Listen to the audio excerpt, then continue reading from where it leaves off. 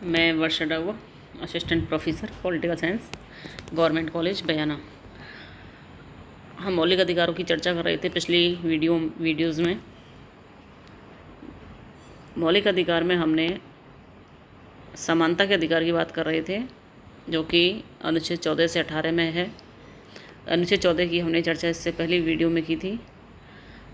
आज हम बात करते हैं अनुच्छेद 15 की। समानता का जो अधिकार है अनुच्छेद 14 से 18 है। 14 की हमने पिछली वीडियो में बात की, विधि के समक्ष समानता और विधि का समान संरक्षण। आज हम बात करते हैं अनुच्छेद 15 की। तो अनुच्छेद 15 में कहा गया है कि सामाजिक समानता पर विशेष जोर दिया गया है। इसमें सामाजिक समानता की स्थापना पर बल दिया गया है और कहा गया है कि सामाजिक समानता की स्थापना के लिए धर्म, मूलवंश, जाति, लिंग या जन्म स्थान के आधार पर कोई भी भेदभाव नहीं किया जाएगा। सामाजिक समानता की स्थापना के लिए अनुच्छेद 15 में न केवल राज्य को निर्देश दिया गया है, बल्कि व्यक्तियों को भी निर्देश दिया गया है। न केवल यानी कि सामाजिक समानता की स्थापना के लिए जो निर्देश दिए गए हैं वो न केवल राज्य पर लागू होते हैं, बल्कि व्यक्तियों पर भी लागू होते हैं। और ये अधिकार केवल भारतीयों के लिए है, यानी कि विदेशियों के लिए ये अधिकार नहीं है। अब हम बात करते हैं अनुच्छेद 15 की। इसको विभिन्न भागों में बांटा गया है। अनुच्छेद 15(1), 15(2), 15(3), 15(4) और 15(5). तो हम बात करते हैं अनुच्छेद 15(1) की। अनुच्छेद 15(1) में कहा गया है और अनुच्छेद 15(1) में राज्य को निर्देश दिया गया है कि राज्य किसी भी नागरिक के विरुद्ध, नागरिक शब्द का प्रयोग हुआ है क्योंकि ये केवल किसके लिए, ये अधिकार केवल किसको मिले हुए हैं? भारतीयों को मिले हुए हैं। तो यहाँ पर शब्द क्या है? नागरिक। तो राज्य किसी नागरिक के विरुद्ध केवल धर्म, मूलवंश, जाति, लिंग, जन्म स्थान या इनमें से किसी भी आधार पर कोई भेदभाव नहीं करेगा। यह अनुच्छेद क्या कहता है? 15(1). 15(2) ये किसको निर्देश देता है? नागरिकों को। अनुच्छेद 15(2) नागरिकों को निर्देश दे रहा है कि कोई भी नागरिक, यानी कि नागरिक का मतलब व्यक्ति सही है, कि कोई भी नागरिक आपस में एक दूसरे के साथ भेदभाव नहीं करेंगे। कोई भी नागरिक धर्म, मूलवंश, जाति, लिंग, जन्म स्थान या इनमें से किसी के भी आधार पर कोई भी आपस में भेदभाव नहीं करेंगे। और वो भेदभाव कहाँ कहाँ पर नहीं होगा, इसके लिए संविधान में कुछ शब्दों का प्रयोग किया गया है, जैसे कि दुकान, सार्वजनिक भोजनालय जैसे ढाबे, होटल जो भी है, होटल हैं, सार्वजनिक मनोरंजन के स्थान, इनमें प्रवेश पर कोई भी भेदभाव नहीं किया जाएगा। किन के आधार पर? कि धर्म के आधार पर, कि ये हिंदू धर्म का है या ये मुस्लिम धर्म का है, हिंदू धर्म को प्रवेश दिया जाएगा, मुस्लिम धर्म के को दिया जाएगा। इस तरह से भेदभाव नहीं होगा कि इस वंश का है, ये इस जाति का है, या स्त्री है, ये पुरुष है, लिंग के आधार पर, जन्म स्थान के आधार पर, कि आंध्र प्रदेश का है, ये कलकत्ता का, ये हरियाणा का, ये राजस्थान का है। तो इस तरीके से भेदभाव नहीं किए जाएंगे। दूसरा है कि पूर्ण रूप से या फिर कुछ अंश राज्य का उसमें मिला हुआ है। राज्य यानी कि उसमें पैसा या तो पूर्ण रूप से राज्य के द्वारा संचालित है, या राज्य का उसमें कुछ अंश या कुछ पैसा राज्य का लगा हुआ है। तो ऐसे कोई भी कुएँ हैं, तालाब हैं, स्नान घाट हैं, सड़क हैं, सार्वजनिक समागम के साधन हैं, स्थान हैं, यानी कि जिनका प्रयोग सार्वजनिक रूप से हो रहा है और उसमें राज्य का कुछ अंश लग रहा है, या फिर राज्य ने पूरा पैसा उसमें लगा रखा है, राज्य के द्वारा संचालित है।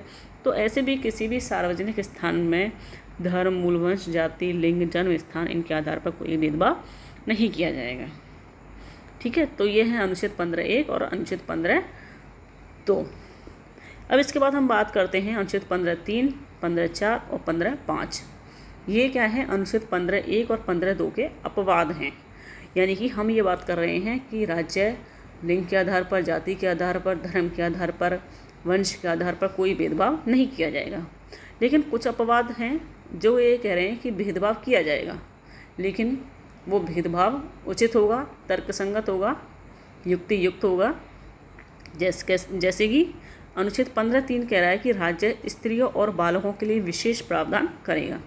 तो इसका तात्पर्य यह नहीं है कि जब राज्य स्त्री और बालक के लिए विशेष प्रावधान कर रहा है तो हम ये कह सकते हैं कि एक तरफ हम सामाजिक समानता की बात कर रहे हैं, जिसमें हम कह रहे हैं कि लिंग के आधार पर भेदभाव नहीं हुआ, यानी स्त्री और पुरुष दोनों को समान अधिकार दिए जाएंगे।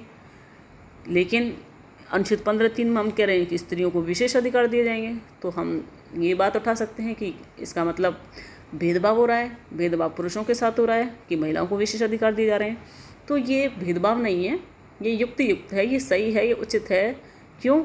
कि वो कहीं ना कहीं समाज में वंचित हैं, पिछड़े हुए हैं।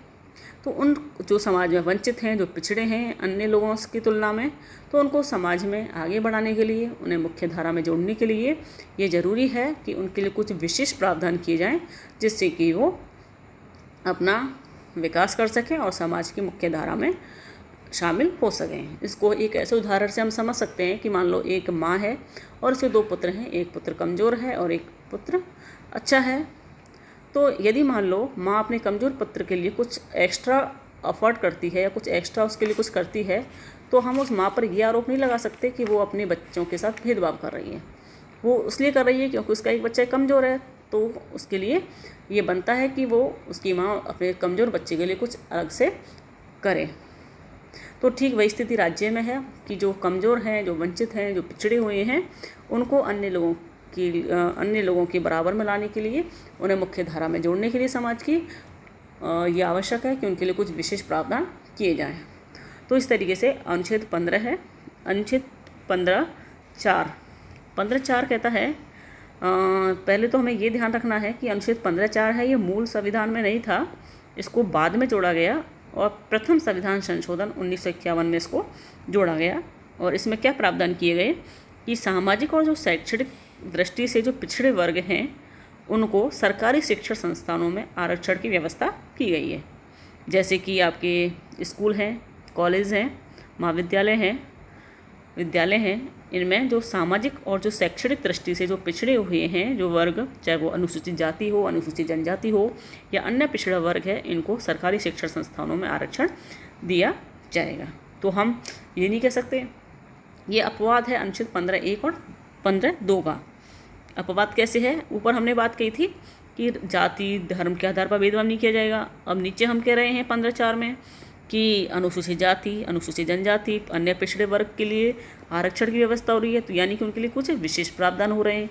तो हम ये नहीं कहेंगे कि इनके उच्च जाति के साथ या सवर्ण के साथ क्या हो रहा है, भेदभाव हो रहा है। हम ये नहीं कहेंगे। क्यों नहीं कहेंगे? क्योंकि ये लोग पिछड़े हुए हैं, और अगर कोई पिछड़ा है, वंचित है, तो उसे आगे बढ़ाना ज़रूरी है, तभी समाज की जो चैन है, कड़ी है, वो मजबूती से काम करेगी। अब इसमें एक नया प्रावधान और है, वो हमें याद रखना है कि अभी हाल ही में 2019 में 103वां संविधान संशोधन हुआ और उसमें संविधान संशोधन करके एक शब्द जोड़ा गया, आर्थिक शब्द जोड़ा गया। यानी कि मूल संविधान में था कि जो आरक्षण दिया जाएगा वो शैक्षणिक और सामाजिक दृष्टि से पिछड़ों को दिया जाएगा, लेकिन अब क्या प्रावधान किया गया, आर्थिक रूप से। यानी कि जो सरकार ने जो क्राइटेरिया फिक्स किया है कि इतनी आय वाले हैं, वो उनको आर्थिक दृष्टि से यानी पिछड़ा माना जाएगा या फिर उसको आरक्षण की श्रेणी में उसे रखा जाएगा। तो अभी एक प्रावधान किया गया जिसके तहत आर्थिक रूप से पिछड़े जो वर्ग हैं, वो फिर कोई भी जाति हो सकती है, किसी भी वर्ग में हो सकता है, आर्थिक रूप से जो कमज़ोर वर्ग हैं उनके लिए आरक्षण की व्यवस्था की गई है 103वें संविधान संशोधन के द्वारा। अब हम बात करते हैं अंत में अनुच्छेद 15(5) की। ये अनुच्छेद 15(5) है, ये भी मूल संविधान में नहीं था और इसको भी बाद में जोड़ा गया 93वें संविधान संशोधन 2005 के द्वारा। और इसके अंतर्गत ये प्रावधान किया गया कि सामाजिक और शैक्षणिक दृष्टि से पिछड़े वर्गों को निजी शिक्षण संस्थानों में भी कुछ सीटें आरक्षित की जाएंगी उनके लिए। यानी कि जो प्राइवेट संस्थान हैं, प्राइवेट स्कूल हैं या प्राइवेट कॉलेजेस हैं, उनमें भी सामाजिक और शैक्षणिक दृष्टि से पिछड़े वर्गों को आरक्षण दिया जाएगा, ताकि कमज़ोर वर्गों को भी वहाँ पर भी पढ़ने का मौका मिल सके। तो इस तरीके से ये है आपका आर्टिकल 15, जिसमें 5 इसके सब क्लॉज हैं यानी उपभाग हैं, 15(1), 15(2), 15(3), 15(4), 15(5). 15(4) और 15(5) को ये मूल संविधान में नहीं थे, 15(4) और 15(5), इनको बाद में संविधान संशोधन करके जोड़ा गया। तो इस तरीके से आपका समानता के अधिकार का अनुच्छेद 14 और अनुच्छेद 15 को हमने पढ़ा। अब आगे की वीडियो में हम चर्चा करेंगे अनुच्छेद 16, 17 और 18 की, और आपका इस समानता का जो अधिकार है वो कंप्लीट हो जाएगा। धन्यवाद।